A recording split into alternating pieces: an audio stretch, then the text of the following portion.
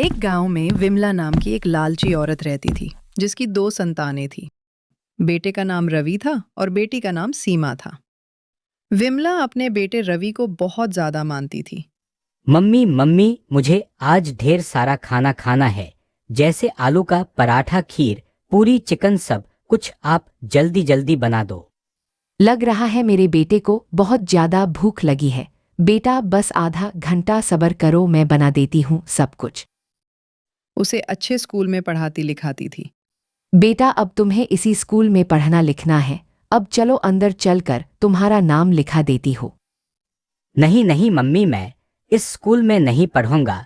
मेरे दोस्त लोग कहते हैं कि टीचर लोग बच्चों को बहुत मारते हैं।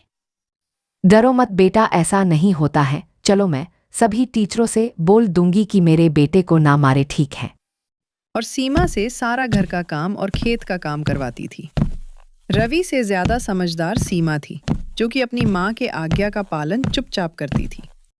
चलो चलो सीमा, जल्दी जल्दी खाना बनाओ। अभी घर की सफाई और सभी बर्तनों को धोना है और लगे हाथ खेत का काम भी तो करना है।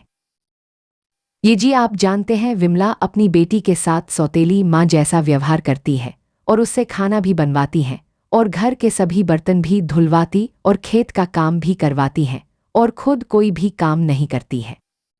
मैं जानता हूं विमला को वह दहेज की बहुत लोभी है, इसलिए अपनी बेटी से ज्यादा अपने बेटे से प्यार करती है। वह सोचती है कि बेटे को बहुत ज्यादा दहेज मिलेगा, जिसमें सोना, चांदी और मोटर गाड़ी होंगे। देखते ही देखते समय बीतता जाता है और इधर सीमा और रवि बड़े हो जाते हैं। जब रवि का पढ़ाई पूरा हो जाता है, तब रवि के शादी की बात चलने लगती है। अरे यह तो रवि की माँ विमला है। रुको विमला रुको, तुम्हारे लिए एक खुशी की बात है। मैं रवि के स्कूल में एक टीचर हूं। मेरे फूफा फौजी हैं और उनकी इकलौती बेटी है जिसका नाम कोमल है। एक दिन फूफा मेरे स्कूल में मुझसे मिलने आए थे और वहीं पर उनकी मुलाकात रवि से हो गई। फूफा को रवि बहुत पसंद आया है। उन्होंने रवि की शादी के बारे में आपसे पूछने के लिए बोला था। देखिए जी, आपको तो पता ही होगा कि मेरा घर कितना बड़ा है और मेरे पास जमीन भी कुछ 15 या 20 बीघा है। तो वह सब देखते हुए दहेज कितना देंगे वो बता देते तो अच्छा होता। अरे आप भी ना, उसकी चिंता मत करिए, दहेज में कोई कमी नहीं होगी। भाई, आज तुम्हारे लिए एक लड़की का रिश्ता आया है शादी के लिए। अच्छा, ये बताओ लड़की कैसी है, सुंदर है कि नहीं? तुम्हारे स्कूल वाले टीचर के फूफा की लड़की है, सुंदर तो होगी ही। विमला दहेज की लालच में रवि की शादी जल्दी जल्दी करवा देती हैं। रवि की शादी में ढेर सारा दहेज मिलता है। विमला की बहू का नाम कोमल था। विमला अपनी बहू से बहुत ज्यादा प्रसन्न होती हैं। बेटा तुम थक गई होगी, थोड़ा आराम कर लो और किसी चीज की जरूरत होगी तो शर्माना मत, बता देना। नहीं नहीं मम्मी, मुझे किसी चीज की जरूरत नहीं है। जरूरत होगी तो मैं बता दूंगी। कोमल के घर में आने के बाद भी सीमा के घर के प्रति जिम्मेदारी कम नहीं होती है। विमला अपनी बहू कोमल को कोई भी घर का काम करने नहीं देती है। कोमल बहू, तुम यह क्या कर रही हो? अभी तो तुम्हें आए हुए 1 साल ही हुए हैं और अभी से तुम घर का काम करने लगी। सीमा कहाँ है? मम्मी जी, दीदी अपनी सहेली सुमन के घर गए हैं, बोल रही थी कुछ काम है, कुछ देर बाद आऊंगी।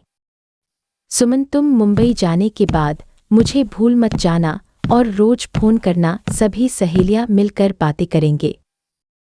क्यों रे कलमुही, तू यहाँ अपनी सहेली के साथ गप्पे लड़ा रही है और घर में बहुत सारा काम कर रही है। आज से सारा काम तू करेगी। सीमा, तू पागल हो गई है? बहू अपने साथ इतने सारे दहेज लेकर आई है तो घर का काम क्यों करेगी? हाँ हाँ बहिना, जब तक तुम यहाँ हो तब तक तो अपनी भाभी को चैन से जीने दो। कुछ दिन बीतने के बाद दहेज देने के डर से विमला ने अपनी बेटी सीमा की शादी एक गरीब घर में कर दी। लड़के वाले गरीब थे, लेकिन उनका स्वभाव बहुत ही नेक था। बेटा, यही हमारा छोटा सा घर है और हमारे घर में कोई किचन नहीं है। इसी रूम में बैठकर खाना बनाना होता है। कोई बात नहीं मम्मी जी, मुझे कोई परेशानी नहीं होगी, मैं खाना बना लूंगी। इतना दहेज लेकर आने का क्या फायदा? सब काम तो मुझे ही करना पड़ रहा है। धीरे धीरे विमला की बहू कोमल ने अपना रंग दिखाना चालू कर देती है। वो अपने पति को उसकी माँ विमला के खिलाफ भड़काने लगती हैं। विमला अपनी बहू कोमल के इस स्वभाव से बहुत परेशान हो जाती हैं। बहू, मेरी कुछ पुरानी सहेली आ रही है, उनके लिए चाय नाश्ता बना दो। खुद बना लो, मेरे पास समय नहीं है। मेरे मम्मी पापा ने दहेज इसीलिए दिए थे क्या? कोमल छोटी छोटी बात पर विमला को ताना मारने लगती है। बेटा, बहू बार बार मुझे दहेज को लेकर ताना मारने लगती है और मेरे साथ बदतमीजी से बातें करती है, मेरी थोड़ी सी भी इज्जत नहीं करती है। माँ तुम कोमल को परेशान करती होगी इसलिए ऐसा बोल रही है। ठीक है, मैं उसे बोल दूंगा कि ऐसा ना करे। कोमल रवि को उसकी माँ के खिलाफ कर देती हैं। रवि अपनी माँ का एक बात नहीं सुनता है। बेटा, तुम बहू को डांटते बोलते नहीं हो, अभी भी उसकी आदत नहीं सुधर रही है। ऐसा कब तक चलता रहेगा? माँ कोमल से तुम ही झगड़ा करती हो। यदि तुम्हें इस घर में रहना है तो सही से रहो, नहीं तो निकल जाओ इस घर से। और अपनी माँ को घर से बाहर निकाल देता है। पड़ोसियों ने भी विमला को सहारा देने से मना कर देते हैं। तुम्हारे जैसी औरत के साथ ऐसा ही होना चाहिए था। मैं तुम्हारी कोई मदद नहीं कर सकती। तब विमला अपनी बेटी सीमा के घर को निकल जाती है।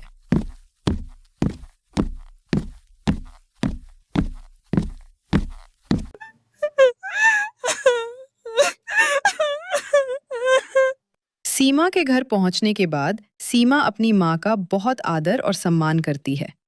ये सब देखकर विमला की आंखें भर जाती हैं। विमला को अपनी गलती पर बहुत ज्यादा पछतावा होता है।